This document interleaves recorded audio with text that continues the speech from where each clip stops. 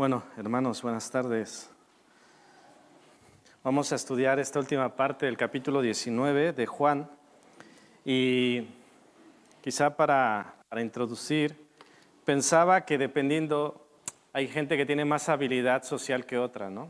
Sabemos gente que tiene mucha facilidad para hacerse de nuevas amistades, de nuevos contactos, y hay quienes no, es más complicado. Pero también pensaba que aunque una persona pueda tener una extensa red de amigos, o amigos entre comillas, eso no siempre significa que los conozca a todos, o que los conozca bien. Así que aquí el término conocer viene a ser profundo, es decir, ¿hasta qué punto conoces a esta persona, ¿no?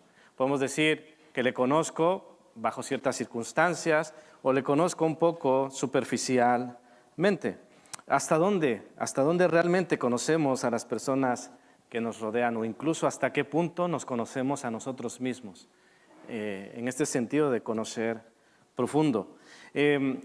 Cuando pensaba en todo esto, venía a mi mente algunos refranes, bueno, me sonaban. Lo cierto es que debí buscar porque con mi mala memoria a veces me suenan algunos refranes, pero no los recuerdo del todo. Pero, por ejemplo, hay uno que dice que es en la enfermedad en donde se conoce a los verdaderos amigos. No sé si os suene. Y también, leyendo un poco al respecto, alguien dijo que se puede conocer a una persona según su comportamiento en 3 situaciones. Dice que en un día lluvioso, con un equipaje perdido y con las luces de Navidad enredadas. No sé, ¿podremos conocer a una persona así? ¿Realmente conocerle? ¿Cómo se puede poner una persona en un día lluvioso, de un equipaje perdido y las luces de Navidad enredadas? También he de decir que hace tiempo leí un relato que llamó mucho mi atención, que decía que podemos conocer a una persona en la manera del carrito de la compra. Sobre todo si no está obligado a devolverlo a su lugar. Es decir, ya nos está dando información. Está el que lo deja donde sea, está el que lo deja lleno de basura, y no sé si os ha tocado. Ha habido gente que no tiene la obligación de llevarlo hasta su lugar, y lo deja en su lugar y lo deja bien. Y si hay uno que está mal, va y lo corrige. Entonces, ya esto nos da información de cómo somos en cierta forma, ¿no? Si nadie me ve y no tengo que llevarlo allá, pues mira, aquí que se quede, ¿no? Entonces, esto ya refleja un poco el tema que estoy planteando, lo cual me lleva a pensar que quizá, o pareciera, que solo podemos decir que conocemos realmente a alguien cuando lo observamos bajo ciertas circunstancias. Es decir, te conozco, pero luego bajo ciertas circunstancias, como se dice, a veces sale el verdadero yo que a veces expresamos, ¿no? Puede ser circunstancias tales como estrés, enfermedad o pobreza. ¿Por qué os digo todo esto? Porque en este pasaje vamos a ver a unos personajes que podríamos llamar creyentes, en algunos casos, en algunos otros, entre comillas, creyentes, no tan creyentes, por decirlo de alguna manera, y podemos ver su accionar bajo tales circunstancias, bajo ciertas circunstancias. Entonces, que esto nos lleva a meditar también en una aplicación personal, cómo es nuestro comportamiento como creyentes, porque, como diría la Escritura, como a hijos se nos habla, y cómo puede ser este comportamiento en ciertas circunstancias. Vamos a ver estos 3 puntos. El creyente religioso, ahí si veis hay unas comillas, porque ya lo de creyente está un poco en tela de juicio, ¿no? Luego está el creyente practicante y el creyente que se descubre a sí mismo. Los primeros, el creyente religioso, versículos 31 al 33. Ya hemos hecho esta lectura y en esta porción de las Escrituras podemos mirar a los judíos, mayormente y seguramente a los dirigentes religiosos. Estos son los que se puede estar refiriendo 19:31. Entonces los judíos, por cuanto era la preparación de la Pascua, a fin de que los cuerpos no quedasen en la cruz en el día de reposo, pues aquel día de reposo era de gran solemnidad, rogaron a Pilato que se les quebrasen las piernas y fuesen quitados de allí.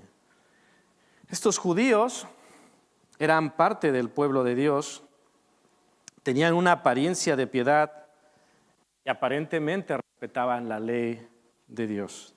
Como sabemos, en cuanto a los tiempos, era la preparación de la Pascua y este día de gran solemnidad estaba por llegar. Estaba atardeciendo, sabemos que el día judío comenzaba cuando el sol se ocultaba. Entonces, Jesús, sabemos que a las 3 de la tarde dijo, consumado es. En lo que le bajaban de la cruz y le llevaban a la tumba, la tarde se venía. Y claro, la Pascua comenzaba y ellos en su religiosidad decían, esto tiene que terminar pronto porque si no, mira, llega el día de gran solemnidad y no cumpliremos religiosamente con nuestros deberes ante Dios. Entonces ellos tenían una preocupación religiosa, no importando en el camino pasar por encima de Dios mismo, ¿no? Clavándole en una cruz. Como la hora se llegaba, pues eso, lo que dice el punto número A, no querían los cuerpos que estuviesen colgando en las cruces. Ya no había tiempo para eso. Había que apresurarlo todo. Ellos conocían la ley y sabían que esto no debía ser. Os comparto lo que dice Deuteronomio 21, 22 y 23, que dice, si alguno hubiere cometido algún crimen digno de muerte y lo hacéis morir y lo colgareis en un madero, no dejaréis que su cuerpo pase la noche sobre el madero, sin falta lo enterrarás el mismo día. Porque maldito por Dios es el colgado, y no contaminarás tu tierra que Jehová tu Dios te da por heredad. Entonces ellos dicen, hey, ojo, hay que cumplir la ley de Dios. No, esos cuerpos no pueden estar allí porque viene un día de gran solemnidad. Dice aquí, no contaminarás tu tierra. Vas a hacerlo mal delante de Dios. Hay que hacerlo bien, según su entender, según su religiosidad. Eran muy escrupulosos en la observancia de la ley ceremonial. ¿Qué es lo irónico aquí? No sé si ya os he llevado a este punto donde ya podéis ver lo que estaba pasando. Es decir, ellos querían ser muy correctos, pero estaban terminando haciendo todo lo contrario. Estaban con esta expresión, estaban matando, o mejor dicho, habían matado al Cordero de Dios. Ellos tenían que preparar un cordero, la celebración de la Pascua, la tenían que hacer bien, pero ellos, con su religiosidad, realmente lo que habían hecho era colgar, matar al Cordero de Dios. Y Jesús en su momento denunciaba esta práctica y lo decía con todas sus letras, de una forma muy clara y muy directa. Hace rato, en la mañana, hablábamos un poco de cómo enseñaba Jesús y qué enseñaba Jesús. Fijaros lo que decía Jesús en Mateo 23, 24. Les decía así a esta gente religiosa, les decía, guías ciegos, que coláis el mosquito y tragáis el camello. Así lo decía Jesús. Es decir, vosotros queréis ser muy correctos con la Pascua, pero sois unos guías ciegos. ¿Sabéis por qué? Porque estáis colando el mosquito y os estáis tragando el camello. Estaban siendo correctos según interpretaban la ley y estaban crucificando al Hijo de Dios.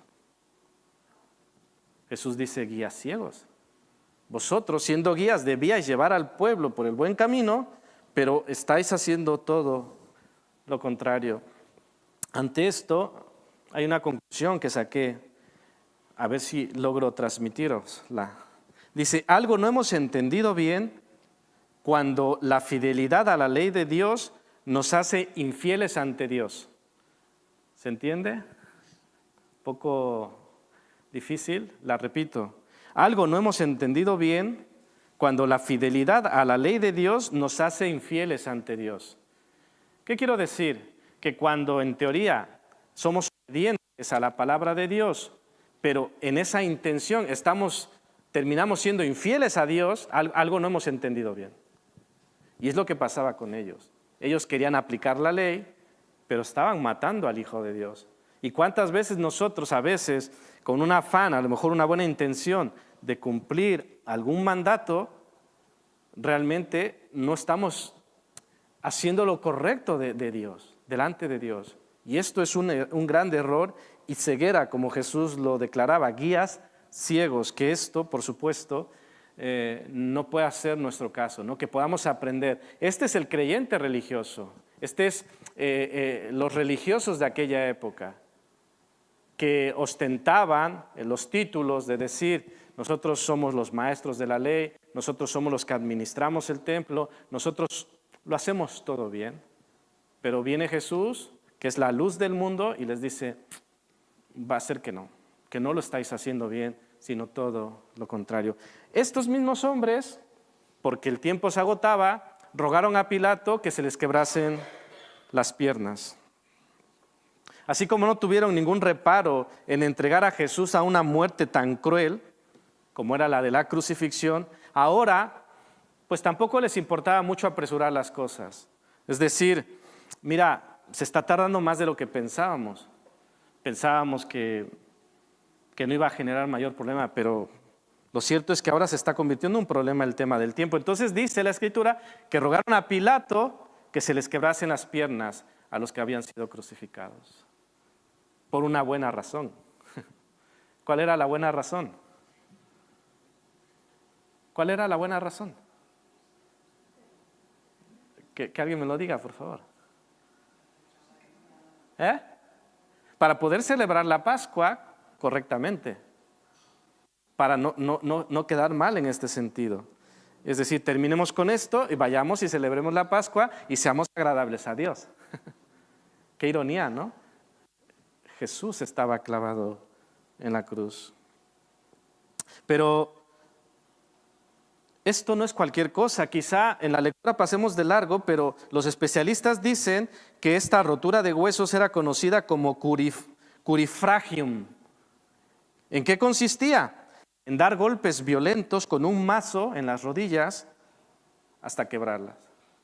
¿Qué pasaba? Recordemos que hemos hablado de esto, que el crucificado se tenía que sostener de sus extremidades, pies y manos, y que estaban clavadas para poder respirar. Cada respiración era un dolor. Ahora, con las piernas quebradas, ya no obtenía el soporte y la asfixia llegaba a un grado que producía la muerte más pronto. Y ellos, los religiosos, no tenían problema. Venga, quebrarle las piernas y terminemos con esto. ¿Podéis ver cuán incorrectos podemos ser a veces intentando ser correctos? Ellos intentaban hacerlo bien delante de Dios y lo estaban haciendo de una forma pésima. Pero también en medio de todo esto podemos hablar de la providencia de Dios, porque con todo la Escritura se estaba cumpliendo en detalles. Es decir, si le quebraban las piernas, por ejemplo, se dejaba de cumplir una de esas profecías. Y tendríamos un problema, porque de poco valía decir, mira, de 200 profecías, por daros una cifra, 200 profecías sobre el Mesías, se cumplieron 199. Dices, mira, 99,99% de efectividad. Pero las cosas no funcionan así con Dios. Con Dios es 100%. El 100%. Se cumple su palabra 100%. Así que, ¿qué pasó? Que la orden era que les quebrasen las piernas o los huesos. ¿Y qué pasó? Que a Jesús no se las quebraron, porque Él ya había muerto.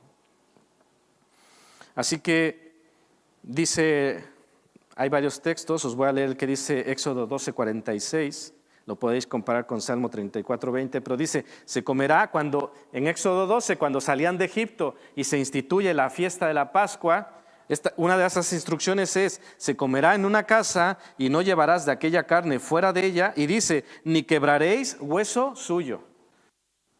Esa es la instrucción. Aquel cordero no se le debía quebrar ni un hueso. Y en ese cuadro, ese paralelo hacia Jesús, tampoco tenía que tener ningún hueso quebrado. Nada puede contra la providencia de Dios. La providencia de Dios es un tema maravilloso, porque aún aquellos que se oponían estaban cumpliendo o hacían que se cumpliera la palabra de Dios. Ellos dijeron que les quiebren las piernas y no le quebraron las piernas porque estaba muerto. ¿Pero qué hicieron? Confirmaron que estuviera muerto. ¿Y qué? Cuando hicieron esa confirmación de que estaba muerto, ¿qué cumplieron? Otra profecía. Maravilloso. Lo que el Señor dice se cumple. Finalmente, el mismo versículo 31, ellos rogaban que Pilato retirara los cuerpos o que los cuerpos fuesen retirados. Pero como acabo de decir, para retirar los cuerpos tenían que asegurarse de que estaban muertos. No fuera a ser que estuvieran vivos, tuvieran cuidados y no murieran. No, tenían que estar muertos. Además, uno de los fines de la crucifixión era exhibir a los castigados.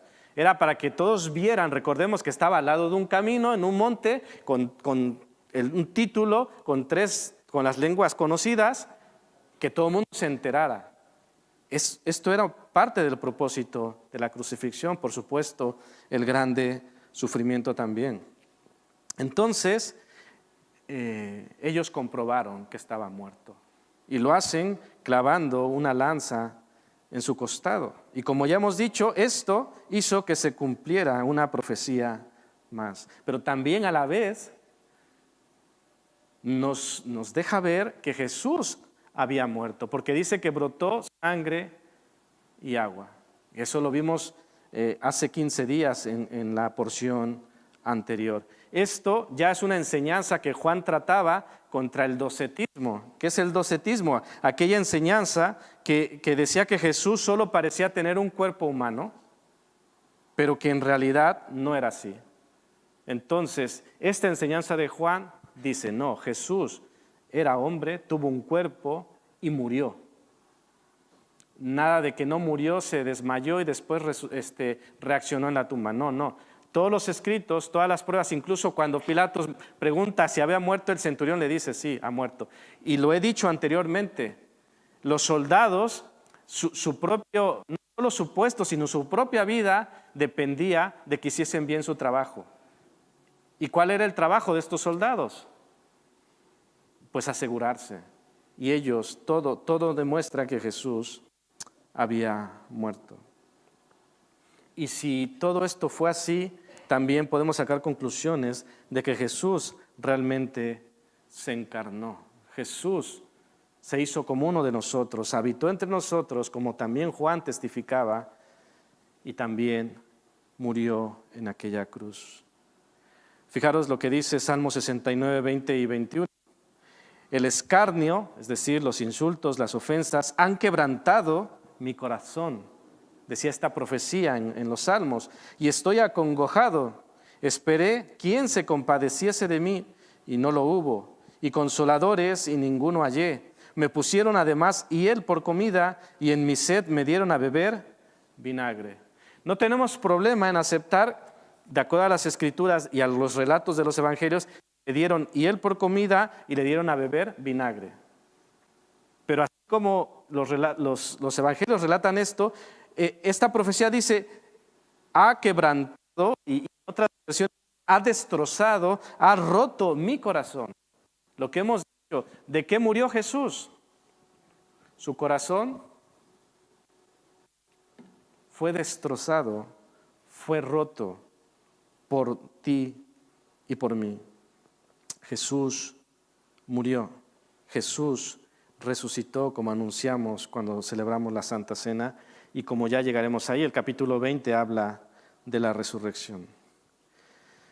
En todo esto hemos de ir entendiendo qué es lo que lo que es más importante para nuestro Dios. Jesús ya les había anunciado a los judíos hasta en 2 ocasiones que Dios quería misericordia más que el sacrificio. Misericordia quiero, fijaros lo que dice Mateo 9:13, id pues y aprended lo que significa misericordia quiero y no sacrificio, porque no he venido a llamar a justos, sino a pecadores al arrepentimiento.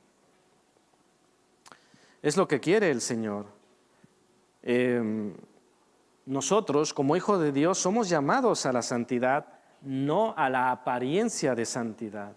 ¿Qué es lo que pasaba con estas personas, con este creyente religioso? Tenía una apariencia de santidad, pero realmente no había santidad, no había una relación de ellos con Dios. Necesitamos mostrar lo que el Señor pide: misericordia quiero y no sacrificio. Es maravilloso que Dios nos muestra misericordia independientemente de nuestros sacrificios. Apelando a este versículo de misericordia quiero y no sacrificio, a veces nuestros sacrificios que delante de Dios no funcionan. ¿Cuál es el sacrificio que funciona delante de Dios? El de su Hijo, el de Jesucristo, un sacrificio perfecto, único y suficiente, y es lo que Jesús necesita. Pero nosotros también somos llamados a vivir de esta manera. Vamos a pasar al siguiente punto, el creyente practicante, basado en los versículos 34 al 36. Esto se refiere a Juan, es decir, no se trata de exaltar a unos, pero lo cierto es que de acuerdo al relato, Juan es el que estaba allí. Los demás discípulos habían huido, se habían esparcido y Juan estaba allí. De la forma en que hubiese estado, él estaba allí y era testigo ocular. Y siendo testigo, daba testimonio. Versículo 35, daba un testimonio que era verdadero. Es decir, él se esforzaba por decir, y el que lo vio da testimonio y su testimonio es verdadero. Dice, y él sabe que dice la verdad para que vosotros también creáis. Nuestro lema está aquí abajo. No podemos callar lo que hemos visto y oído. Precisamente es lo que hacía Juan. Y es lo que él mismo decía allí en Hechos 4, si no me equivoco, cuando subía con Pedro al templo y los querían meter a la cárcel o los metieron a la cárcel y ellos dijeron, es que no podemos callar lo que hemos visto y oído. Y esto que hemos visto y oído es verdadero. ¿Por qué tenía la seguridad? Porque él había estado allí. Lo que se nos está narrando, lo que se está describiendo, lo que pasó con Jesús, dice, es que yo lo he visto, es que no me lo han contado. Yo estuve allí y os lo digo. Pero lo decía también con un propósito, dice, para que vosotros también creáis. Juan comparte todo esto para que vosotros creáis. Iniciamos este estudio, hablaba del propósito del libro. Y el propósito del libro, estas cosas se han escrito para que creamos. Lo que estamos estudiando se ha escrito para que creamos. Las exhortaciones que recibamos es para que creamos. Las conclusiones que saquemos es para que creamos. Lo que nos comparte Juan es para que creamos. Y es lo que queremos hacer, compartir el Evangelio para que otros crean. ¿Cómo te sentirías si tú das testimonio de algo y sabes que es fiel y verdadero y que no te crean? ¿Cómo te sentirías?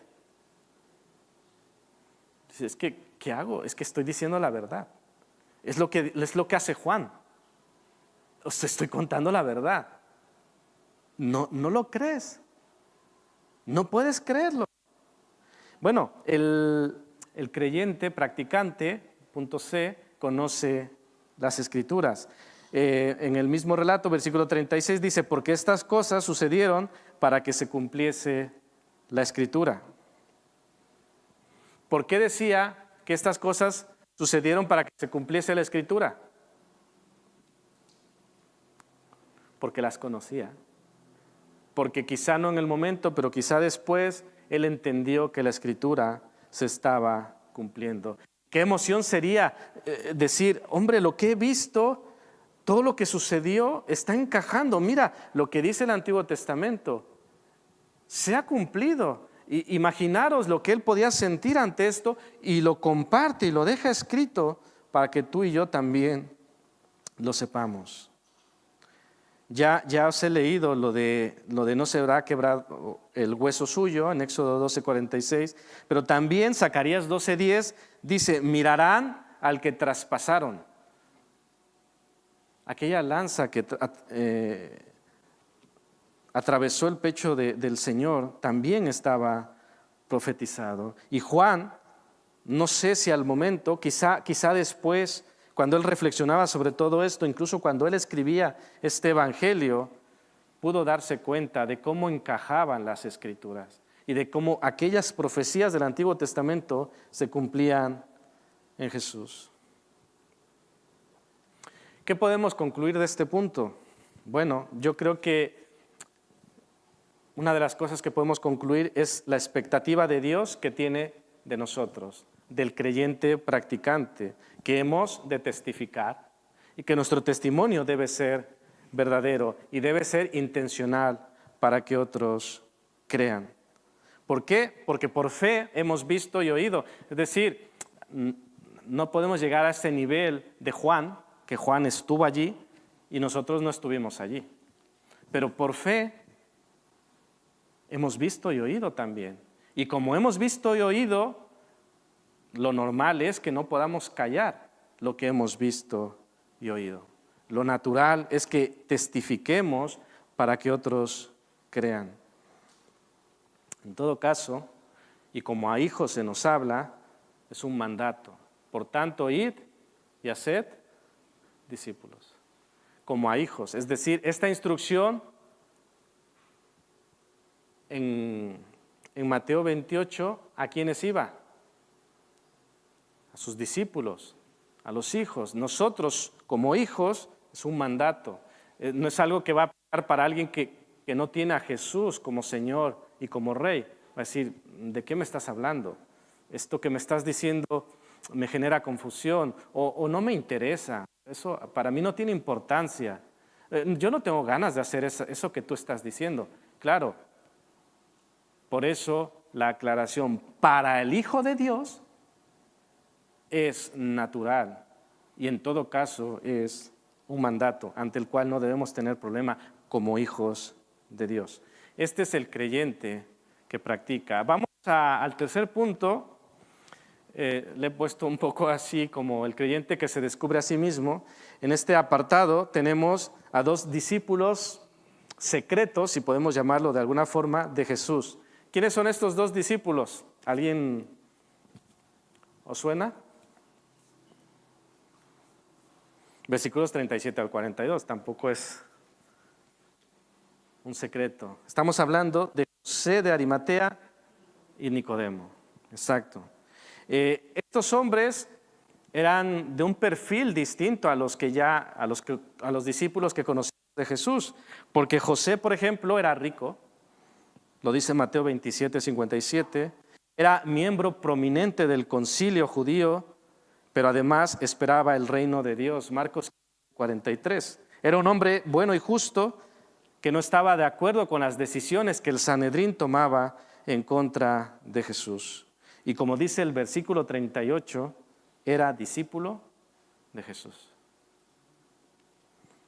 Nicodemo iba por esa misma línea, por ese mismo perfil. Era líder, miembro del Sanedrín y era fariseo. Eran dos discípulos de Jesús. ¿Qué hicieron estos? ¿Cómo reaccionaron? Porque estamos analizando las reacciones de ciertos grupos o individuales, como en el caso de Juan, de cómo reaccionaron. La situación era tensa, Jesús estaba en una cruz, había muerto y la Pascua venía. ¿Cómo reaccionamos? Ya vimos cómo reaccionaron los religiosos. Ya vimos cómo reaccionó Juan y ahora estamos viendo el reaccionar de José de Arimatea y de Nicodemo. Punto número 1. Rogaron a Pilato por el cuerpo de Jesús.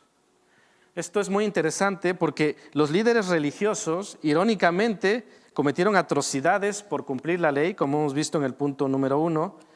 Pero estos dos, ¿qué hicieron? Si podéis recordar lo que rogaron los religiosos a Pilato y lo que rogaron estos hombres a Pilato. ¿Alguien lo tiene en su mente fresco? Versículo 31. ¿Tenéis vuestra Biblia a la mano? Versículo 31. ¿Qué rogaron los religiosos a Pilato? No escucho, perdonad. Que les rompieran las rodillas. Es lo que pidieron los religiosos. ¿Y qué pidieron José de Arimatea y Nicodemo? Sobre todo José de Arimatea. Pidieron el cuerpo de Jesús. Es interesante además, a la luz de la ley, Números 19:11, que los religiosos decían, quitad los cuerpos, que viene la Pascua. Y la ley decía que si un judío tocaba un cadáver, ¿qué pasaba? Se contaminaba. Y entonces, ¿qué no iban a poder celebrar? La Pascua. ¡Wow! ¿Quién era más correcto? ¿Los religiosos judíos que cumplían cabalmente la ley, según ellos entendían, o estos que se estaban contaminando tocando un cadáver? ¿No os parece interesante? El que tocaba un cadáver estaba impuro 7 días. Y estos hombres estaban tocando un cuerpo, un cadáver, en este caso Jesús. Pero ¿sabéis lo que es lo maravilloso? Es que estaban con el Cordero de Dios, con nuestra Pascua, la verdadera Pascua. Los otros querían celebrar la Pascua y ellos estaban con nuestra Pascua, que es Cristo, que ya fue sacrificado por nosotros. Lo que hemos leído en 1 Corintios 5:7. Yo creo que esto es lo que refleja el versículo que leí hace rato. Misericordia quiero y no sacrificio. A veces cuidamos mucho las formas, pero no cuidamos el fondo, ¿sabéis? Lo que se ve, pero a veces lo que no se ve no está bien. Y hemos de cuidar primeramente esa relación con el Señor. Antonio en la mañana me decía, el que enseña, el que predica, debe cuidar, ¿no? Para tener esa autoridad. Pues precisamente es esto. Porque si no, somos un poco como el primer punto. La fachada, la apariencia, muy bien. Ellos aparentemente muy bien, muy correctos, pero realmente, en realidad estaban haciendo todo lo contrario. Estos hombres que de cierta forma habían estado ocultos, no se detuvieron ni por esto de tocar un cadáver, ni tampoco por las posibles represalias de parte del Sanedrín. Los podían separar del consejo e incluso los podían expulsar de la sinagoga, como podemos ver en Juan 9:22. Es decir, había represalias, ellos podían perder mucho de su nombre, de su posición, pero no importaba. Cuando realmente hemos entendido lo que nos toca hacer como hijos de Dios, lo que el Señor quiere de nosotros, las cosas ya no importan.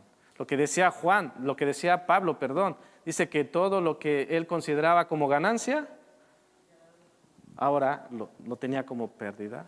¿Por qué? Por Cristo. Y lo valía, merecía la pena. Y es exactamente lo que debería suceder en nosotros. El poder desear a Cristo, el poder servir a Cristo, el poder agradar al Señor y no solamente las apariencias.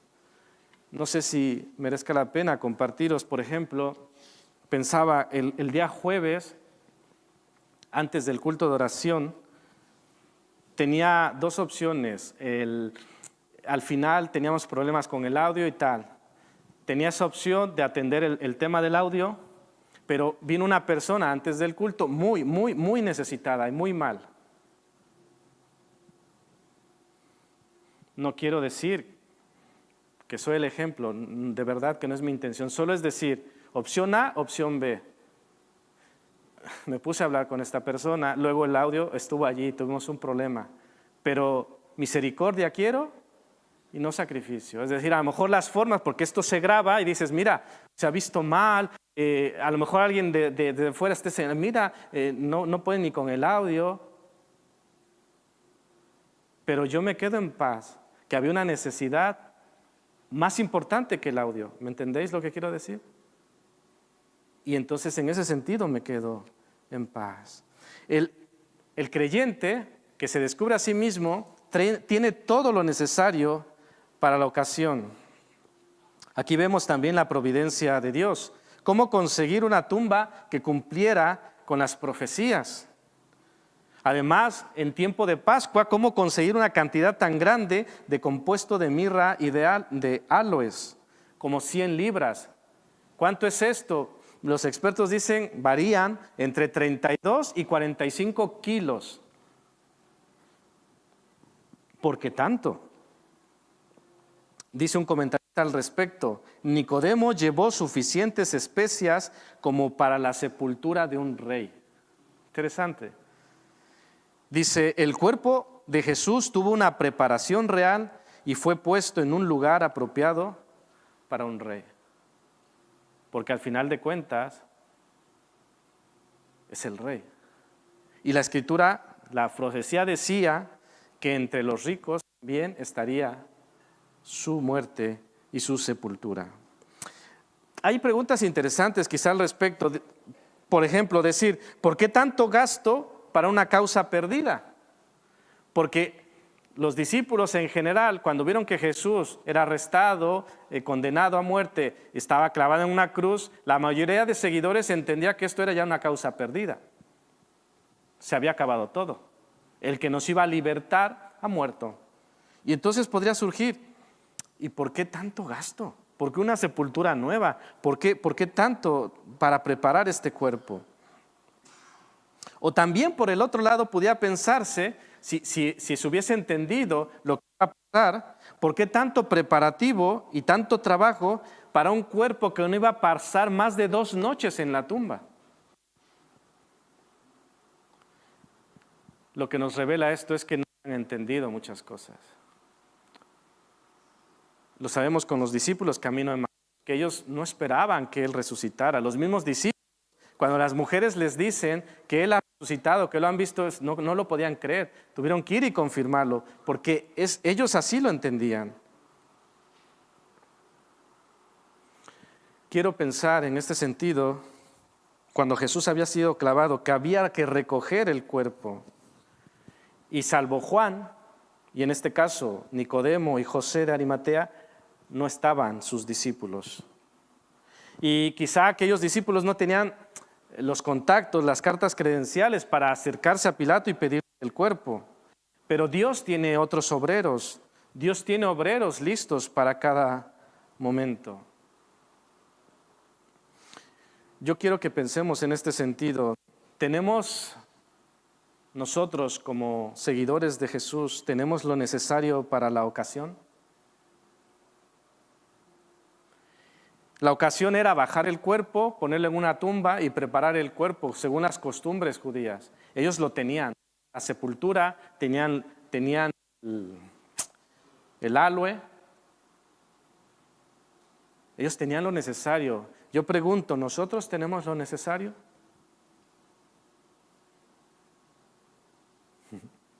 ¿Qué es lo necesario, diríais? Bueno, tenemos al Espíritu Santo, tenemos su promesa, tenemos su mandato. Hermanos, tenemos lo necesario. Pero hablo, tenemos lo necesario para la situación. Yo pregunto, ¿cuál es la situación? En el caso de ellos, la situación era, hay que recoger el cuerpo. La semana pasada se nos decía que la situación era reconstruir el muro. La situación aquí ahora, ¿cuál es la situación? Y si tenemos lo necesario para la situación.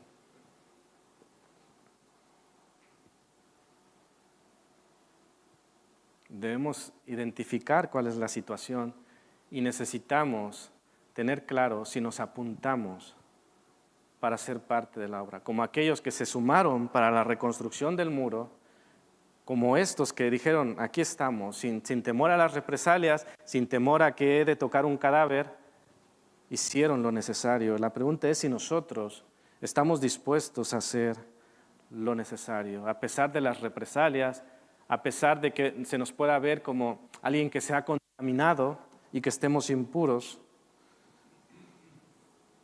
¿Qué es lo que debemos hacer? Es distinto pedir que se hagan las cosas a hacer las cosas. Muchas veces, y me ha tocado escuchar, pedir que se hagan las cosas. Se debería hacer esto. Antes se hacía lo otro. Pero allí no viene la parte, ¿y en qué puedo hacer yo? ¿En qué puedo servir? ¿En qué puedo ayudar? Solo es decir, se debería hacer esto. Ah, sí, contamos contigo. No, yo no puedo. Entonces es muy distinto pedir que se hagan las cosas a hacer las cosas, que es lo que estos estaban haciendo con Jesús. Y así como vimos en el punto anterior que el creyente conoce la Escritura, el creyente también no solo la conoce, sino que la cumple. Y ellos estaban cumpliendo las Escrituras, incluso sin darse cuenta. Por ejemplo, Isaías 53:9, que lo podéis leer en casa, es una profecía sobre el Mesías, muy importante. Dice así, y se dispuso con los impíos su sepultura, mas con los ricos fue en su muerte, aunque nunca hizo maldad, ni hubo engaño en su boca. Estos hombres se identificaron con Jesús cuando su vida, su ministerio parecía un fracaso. Cuando todos habían huido, cuando no quedaba nadie, ellos dieron el paso adelante. Se presentaron en el momento en que la mayoría se ocultaba. Esto es interesante y también quiero hacer esta reflexión basándome en Juan 12:24, que dice, de cierto os digo, que si el grano de trigo no cae en la tierra y muere, queda solo, pero si muere, lleva mucho fruto. Jesús, de cierta manera, con esto decía que tenía que morir para que hubiera fruto. El grano tendría que caer y morir para que dé fruto, para que haya vida. Y es maravilloso que Jesús dio fruto con José de Arimatea y con Nicodemo. Recordamos su visita de Nicodemo a Jesús en Juan 3, cuando le habla del nuevo nacimiento. De momento Nicodemo se acercó en plan de noche, un poco temeroso quizá, no me vayan a ver, no me vayan a identificar con uno de sus seguidores. Pero vemos que a la larga dio fruto, porque estaba allí presente cuando era necesario. El Evangelio penetró incluso hasta allí a donde pensábamos que no podía llegar. Es decir, uno de los grupos más opositores a Jesús eran los fariseos. Y estos dos hombres estaban en este grupo. Así que no pensemos que la palabra de Dios no puede penetrar incluso en la persona que dijimos, no, esta persona no creo, es muy difícil. Para el Señor no hay nada imposible. Y también deciros que si eres creyente, no te ocultes. Si eres creyente, no te ocultes. Podemos decir que hay un proceso, estos discípulos se ocultaron, después salieron a la luz, después dieron la cara. Es cierto, pero una de las posibles conclusiones es esto, que no nos ocultemos. Vamos a terminar con estos 3 puntos. Hemos hablado de creyentes, los que dan testimonio verdadero para que los demás crean, los que tienen lo necesario y los que cumplen las Escrituras porque son obedientes, pero también vemos a aquellos que aparentan ser y no lo son. Y son una de estas partes de las Escrituras que quizá no nos gustaría que estuvieran, que existiesen, pero que están allí. Fijaros lo que dice 1 Corintios 15:2. Además os declaro, hermanos, el evangelio que os he predicado, el cual también recibisteis, en el cual también perseveráis, por el cual asimismo, si retenéis la palabra que os he predicado, sois salvos. Y luego dice, si no creísteis en vano. Da esa condicionalidad. Sois salvos si habéis creído el evangelio, si no habéis creído en vano. Esto del falso creyente es un tema, hay que decirlo, un poco rudo, un poco desagradable.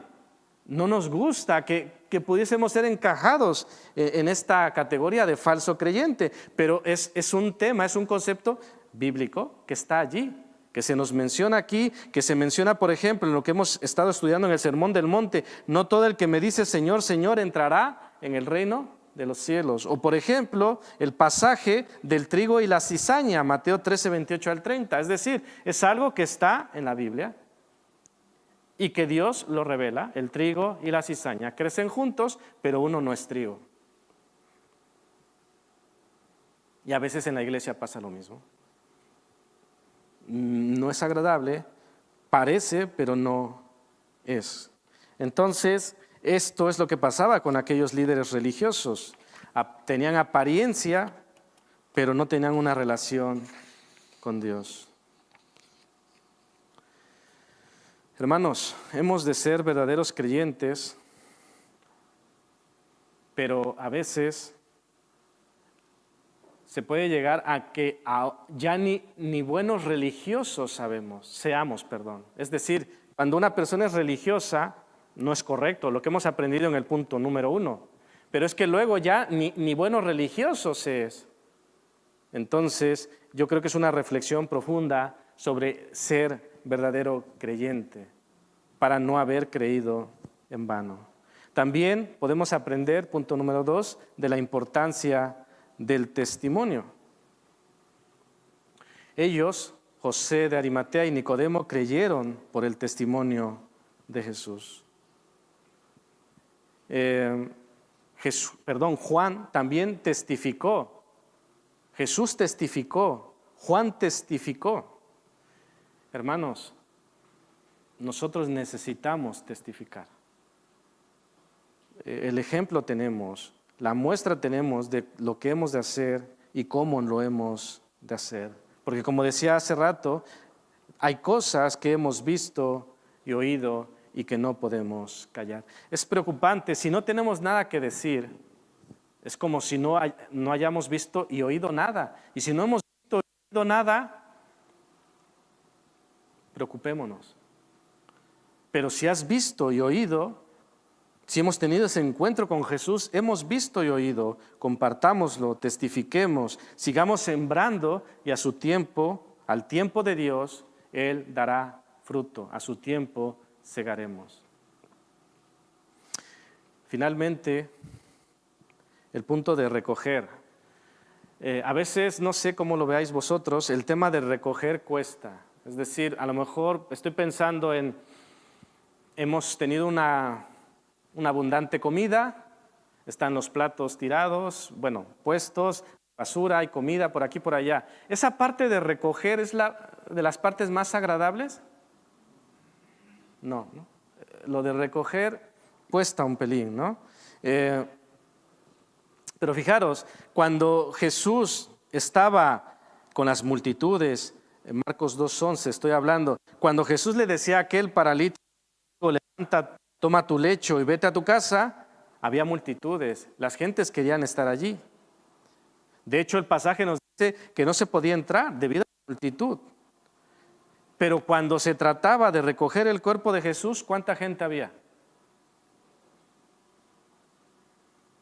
No había mucha gente.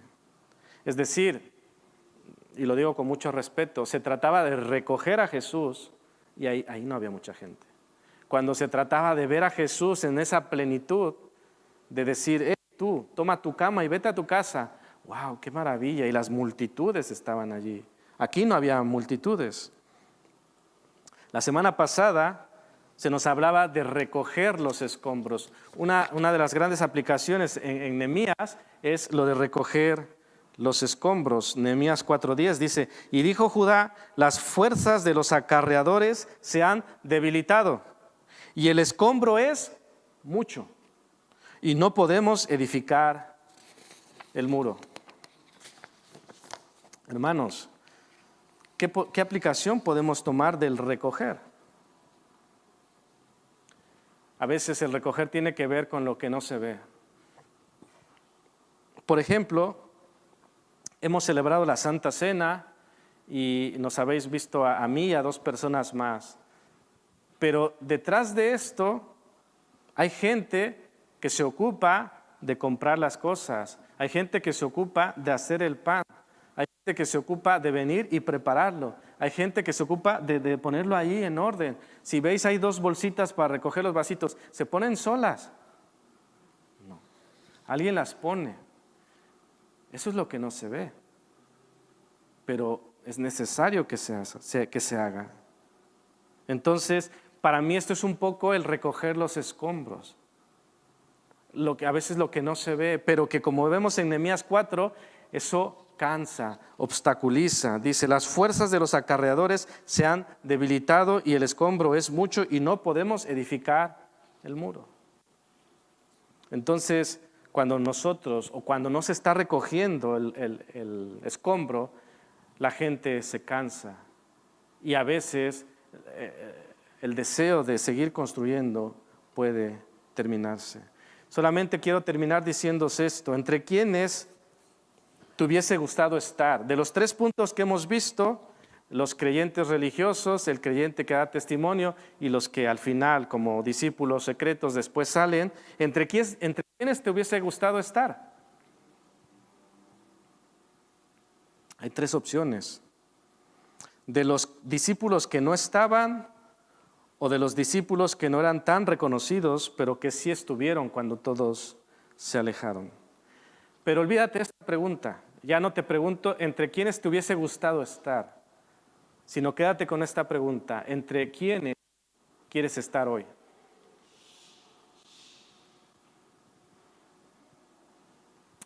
¿Entre quiénes quieres estar hoy?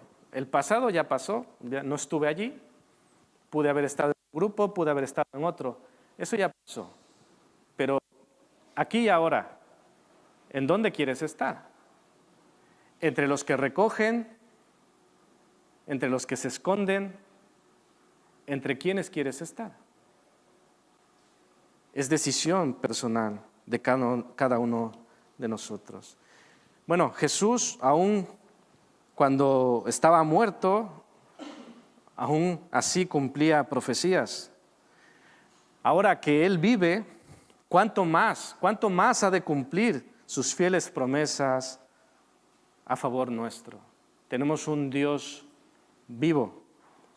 Yo pido, ruego que también nosotros, como seguimos a un Dios vivo, seamos piedras vivas.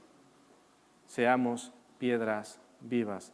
No como un concepto que me he inventado, sino como algo que el Señor ha puesto en su Escritura, de la expectativa que tiene de nosotros. Y Él es capaz, hermanos, Él es capaz de llevarnos a ser esos creyentes, a ser esos discípulos que Él ha demandado y que Él espera que seamos. Que nuestro testimonio sea fiel, que nuestro testimonio sea verdadero y que la gente pueda creer a través de todo esto. Pues nada, hermanos, que el Señor os bendiga.